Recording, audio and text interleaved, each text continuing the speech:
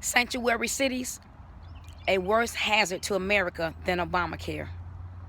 Sanctuary cities, a worse hazard for America than Obamacare. Thank you for tuning in to Laurel with the Black Political Buzz Network.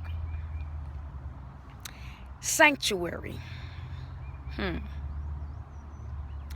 The word sanctuary is supposed to mean a safe haven. When you hear the word sanctuary, that word is supposed to bring to your mind what a safe haven is. Keeping people safe, protecting human beings from harm. Sanctuary. The word sanctuary also is affiliated with or linked to what a church is supposed to be. A church is supposed to be a safe haven, a place of peace, a place of protection from harm. So the word sanctuary historically has had a very positive meaning to it. The word sanctuary has historically had a very positive meaning to it. However, since the year 1979, when the first sanctuary cities were formed in the USA, in our nation here, the word sanctuary is no longer thought of as a positive word, or a word that brings healing or health, a word that brings good thoughts to mind, a word that is associated with the word peace or peaceful. Sanctuary cities are now considered places of death, places of violence and crime, high crime rates, places of confusion, and in many instances, a sanctuary city is a place of deep racism and division. I repeat, in many instances, a sanctuary city is known as a place or a location or a destination of deep racism, a lot of racism and division. Now let me expound upon that. Allow me to please explain and expound upon what I'm, getting at here. Now, we know that illegal immigration has long been a hotbed issue in our nation. Starting from when slaves were first brought to our nation on ships, slaves that came in from Africa, slaves that came in from the West Indies, Jamaica, slaves that came in even from Europe, slaves that first were brought over here from all over the earth, all over the planet to the USA.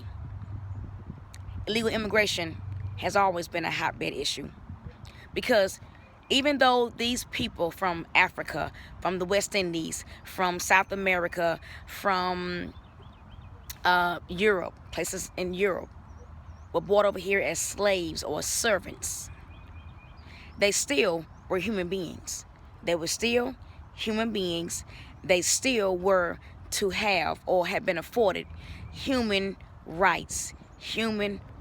However, for slaves or for human beings or servants who were of a different skin color. See, if you were a servant or a slave or an immigrant, if you were an immigrant, a slave, a servant from Europe, from South America, then you were afforded more human rights because the color of your skin was lighter. Your skin color was lighter. So you were afforded more human rights. You were given more dignity and more respect as a human being.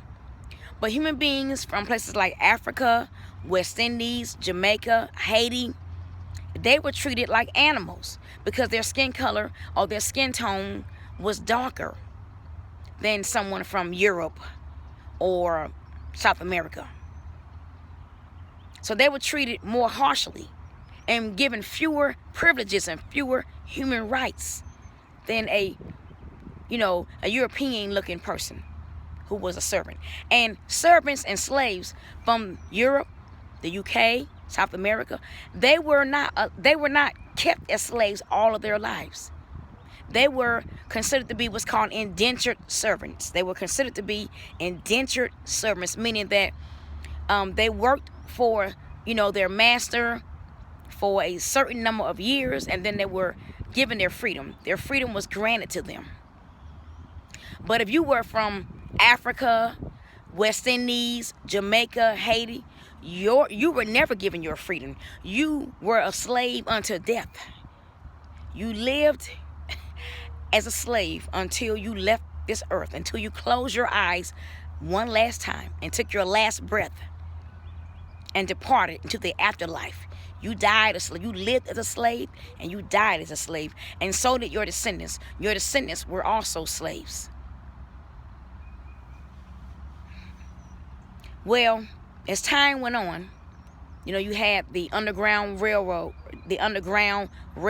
in which Harriet Tubman, a former slave, started a mission to lead slaves from the South, from southern plantations to the north.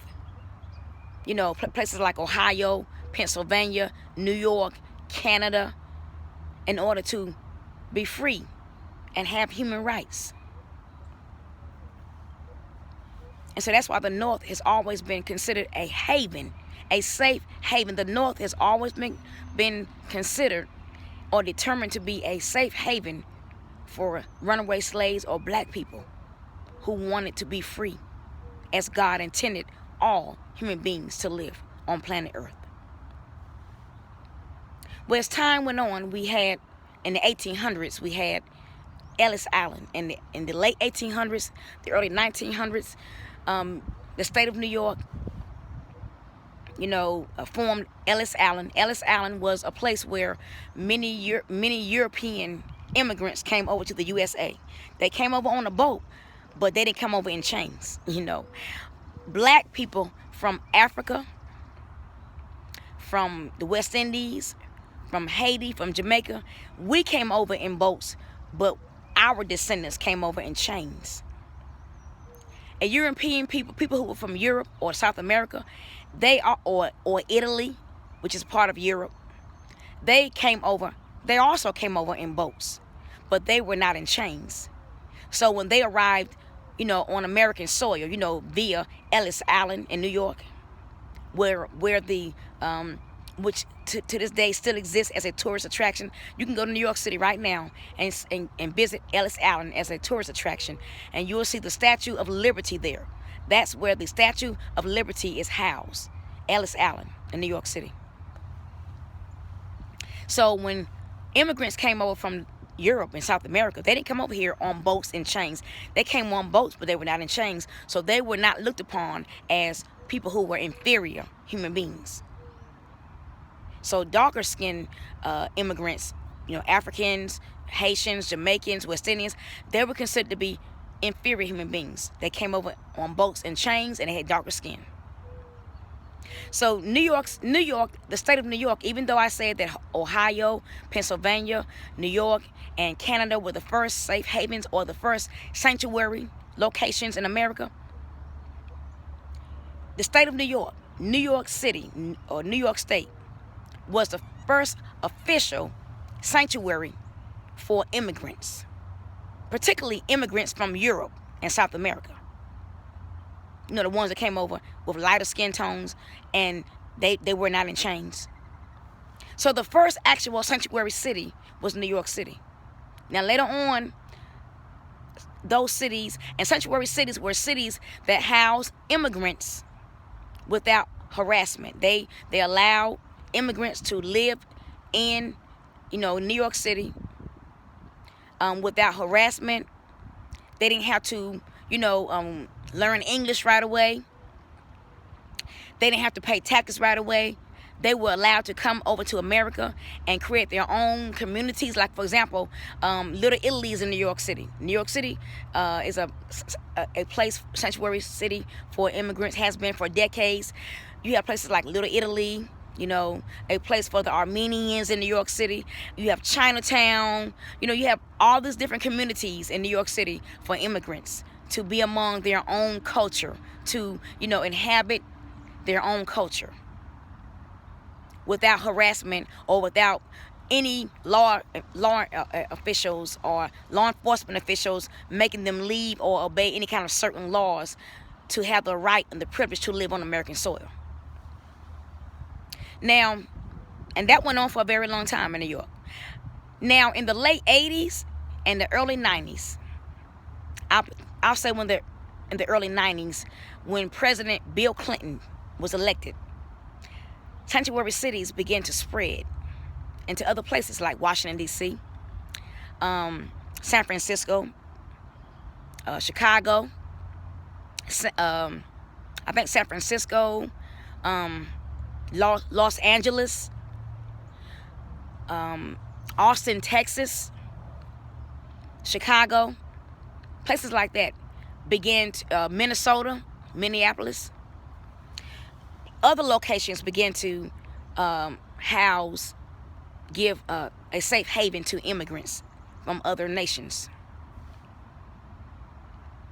And the law enforcement officials were not allowed to harass or arrest them, etc. They could even commit a crime and still stay on American soil. And if they were deported, they just came right back. So the American citizens who live in sanctuary cities or live in areas surrounding sanctuary cities, American citizens became the minority.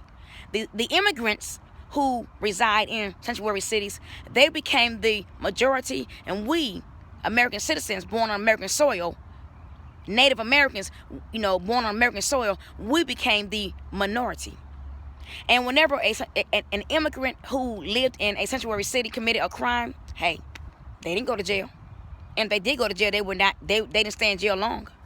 But if an American citizen, especially a black person, committed a crime, we went to prison or we were given long jail sentences, even in a county or city jail. Well, the Democrats benefited most from this. You know, Bill Clinton is a Democrat. The Democrat benefited most from these sanctuary cities and these immigrants because these immigrants began to vote Democrat. As time went on, these immigrants began to vote for the Democratic Party. That was their way of saying thank you for allowing us to stay on American soil illegally. So the immigrants voted for Democrats as their way of saying thank you for allowing us to remain on American soil illegally without going to jail or being deported. Well, Donald Trump, during his campaign, season, while he was campaigning for president, he said that he was going to make it so that all illegal immigrants would have to obey the law, which means that if you're over here illegally, you have to apply for citizenship. See, many immigrants who are living here and have been living here for years in the United States, they've never applied for U.S. citizenship. Why? Because if they become a U.S. citizen, they have to pay taxes and abide by U.S. law. So many of them didn't want to apply for U.S. citizenship. Donald Trump said when he becomes president, he was going to make it so that all illegal immigrants would have to, apply for U.S. citizenship, obey the laws of the, of our nation, pay taxes, learn English, etc. Who's fighting against that? The Democrats, including President Obama, who's running a shadow government. The Democrats are fighting against illegal immigrants becoming legal citizens, which would actually be in their favor. If you are a legal citizen, then you have to be in fear of being deported. If you are a legal citizen of this nation, of the USA, there is no fear of being deported. But if you're illegal, then you can be deported at any time. So I don't even know why the Democrats are fighting against Donald Trump and the GOP of legalizing millions and millions of illegal immigrants on American soil. But that has become the new civil war for our nation. The new civil war for our nation is not Obamacare. Obamacare was bad enough, but the new civil war are these sanctuary cities in 21st century America who are fighting against the U.S. Constitution, fighting against their own government. Now, I'm going to speak on this later, but right now I'm going to stop here. Thank you for tuning in.